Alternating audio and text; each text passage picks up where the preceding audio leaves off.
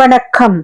பசியின் வாசிப்புகளில் சிவகாமியின் சபதம் 4ஆம் பாகம் சிதைந்த கனவு.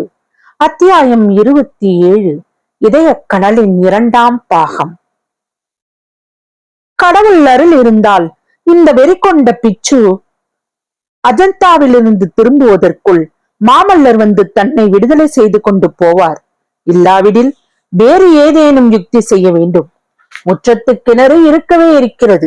எனவே பிச்சுவிடம் மன்றாடி வேண்டிக் கொள்வதற்கு சிவகாமி வாய் திறந்தாள்.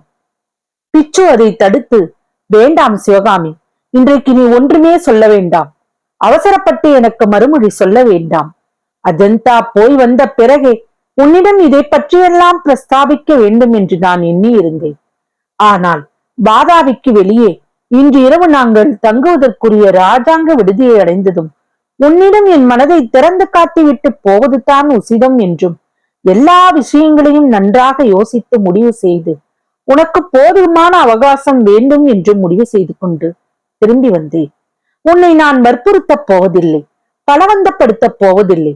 உனக்கு இஷ்டமில்லாத காரியத்தை ஒரு நாளும் செய்ய சொல்ல மாட்டேன். ஆனால் நான் சொல்ல வேண்டியதை மட்டும் சொல்லிவிடுகிறேன். ஒரே மூச்சில் இப்போதே சொல்லிவிடுகிறேன். சற்று பொறுமையுடன் கேட்டுக்கொண்டீர். நான் அஜந்தாவில் இருந்து திரும்பி வந்த பிறகு நீ உன்னுடைய தீர்ப்பை சொல்லலாம். பிச்சுவின் இந்த வார்த்தைகள் சிவகாமிக்கு ஒருவாறு ஆறுதல் அளித்தன. அவளுடைய பீதியும் படபடப்பும் ஓரளவு குறைந்தன. நாகநந்தி ஆரம்பத்தில் இருந்து மறுபடியும் கதையை ஆரம்பித்தார். எந்த நேரத்தில் உன் தந்தையின் அரண்ய வீட்டில் உன்னை நான் பார்த்தேனோ அதே நேரத்தில் என்னுடைய இதயத்தில் இருந்து என் சகோதரனையும் சலுக்க சாம்ராஜ்யத்தையும் அப்புறப்படுத்திவிட்டு அவர்கள் இருந்த இடத்தை நீ ஆக்கிரமித்துக் கொண்டாய். அது முதல் என்னுடைய யோசனைகள், ஏற்பாடுகள் எல்லாம் தவறாகவே போய்க் கொண்டிருந்தன. அந்த தவறுகள் காரணமாகவே பாதாபி சக்கரவர்த்தியின் தென்னாட்டு படையெடுப்பு வெற்றியடையாமல் போயிற்று. ஆகா, அந்த காலத்தில் நான் அனுபவித்த சொல்லென்னாத மனவேதனையை மட்டும் நீ அறிந்தாயானால் உன் இலகிய நெஞ்சம் கரைந்து உருகிவிடும். ஒரு பக்கத்தில் உன் பேரில் எனக்கு ஏற்பட்டிருந்த காதலாகிய கனல் என் நெஞ்சை தகித்துக் கொண்டிருந்தது. அதே சமயத்தில் உன்னை சேர்ந்தவர்கள், உன்னோடு பழகியவர்கள், உன்னுடைய அன்புக்கு பாத்திரமானவர்கள் மீது எனக்கு ஏற்பட்ட அளவில்லாத அசூயை பெரு நெருப்பாக என் உடலை எரித்தது. அப்போதெல்லாம் என் நெஞ்சில் நடந்து கொண்டிருந்த தேவாசுர யுத்தத்துக்கு சமமான போராட்டத்தை நீ அறிந்தாயானால் பெரிதும் பயந்து போயிருப்பாய்.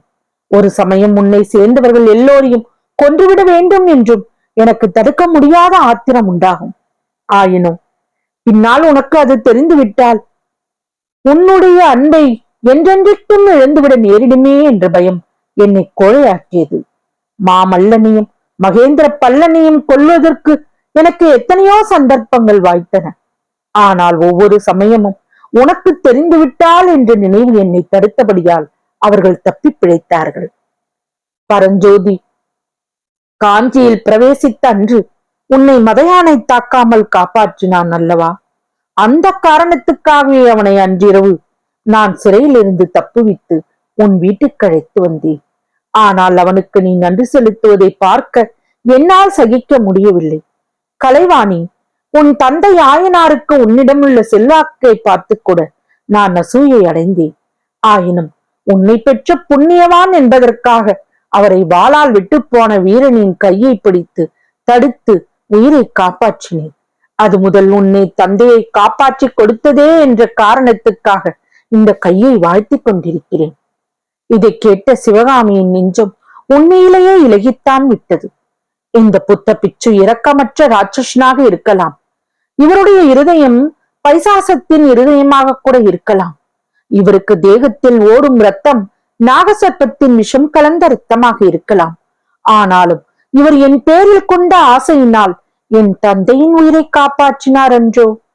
சிவகாமியின் மனோநிலையை ஒருவாறு அறிந்து கொண்ட புத்த பிட்சு ஆவேசம் கொண்டவராய் மேலும் கூறினார்.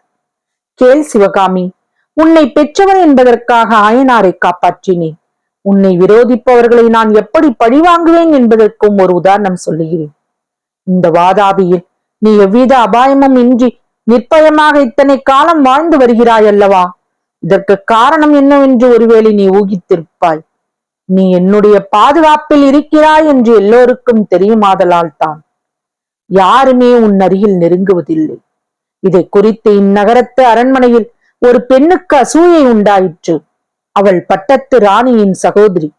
விஷம புத்தியுள்ள அந்த பெண் என்னை தன்னுடைய மோக வலையில் ஆழ்த்துவதற்கு மிக்க பிரயத்தனம் செய்தாள். அது பலிக்காமல் போகவே ஒரு நாள் அவள் உன்னை குறிப்பிட்டு நிந்தை மொழி கூறினாள்.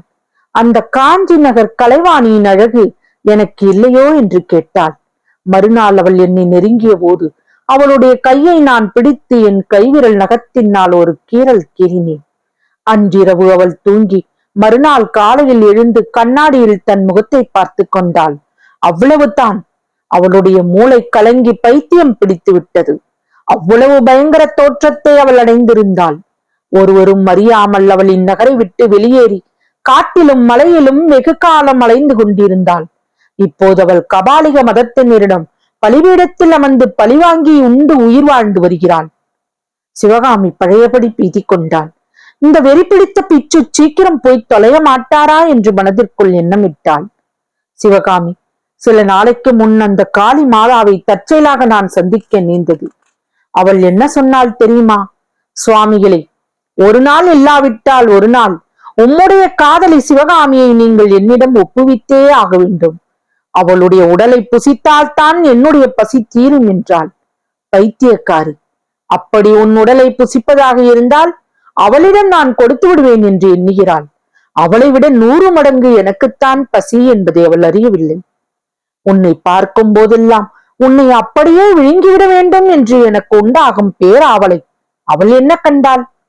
திடீரென்று நாகநந்தி பிச்சு மலைப்பாம்பாக மாறினார். மலைப்பாம்பு வாயை அகல திறந்து கொண்டு பிளந்த நாக்கை நீட்டிக்கொண்டு தன்னை விழுங்குவதற்காக நெருங்கி வருவது போல் சிவகாமிக்கு தோன்றியது. ஐயோ என்று அலறிக்கொண்டு அவள் பின்னால் நகர்ந்தாள். கண்களையும் இறுக மூடிக்கொண்டாள். நாகநந்தி சிரித்தார். சிவகாமி, பயந்து விட்டாயா? கண்களை திறந்து பார், புத்த பிச்சுத்தான் பேசுகிறேன் என்றார்.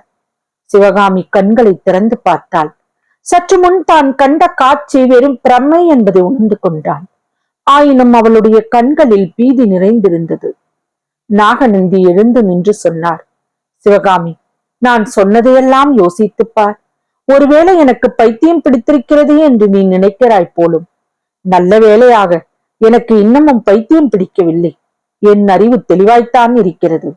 ஆனால் இன்னும் கொஞ்ச நாள் வரையில் உன்னிடம் நான் கொண்ட காதல் நிறைவேறாமல் போனால் எனக்கு பைத்தியம் பிடித்தாலும் பிடித்துவிடும். அப்புறம் நான் என்ன செய்வேனோ தெரியாது. சிவகாமி, நான் போய் வருகிறேன். நான் திரும்பி வருவதற்குள் உன் மனதை திடப்படுத்திக் கொண்டு எனக்கு ஒரு முடிவு சொல்ல வேண்டும். உனக்காக நான் இதுவரை செய்திருக்கும் தியாகங்களை எல்லாம் காட்டிலும் மகத்தான தியாகம் ஒன்றை செய்ய போகிறேன். அதை பற்றி நான் திரும்பி வருவதற்குள் நீயே தெரிந்து கொள்வாய். அதை தெரிந்து கொண்ட பிறகு நீ என் பேரில் இரக்கம் கொள்ளாமல் இருக்க முடியாது. என் கோரிக்கைக்கு இணங்காமல் இருக்கவும் முடியாது.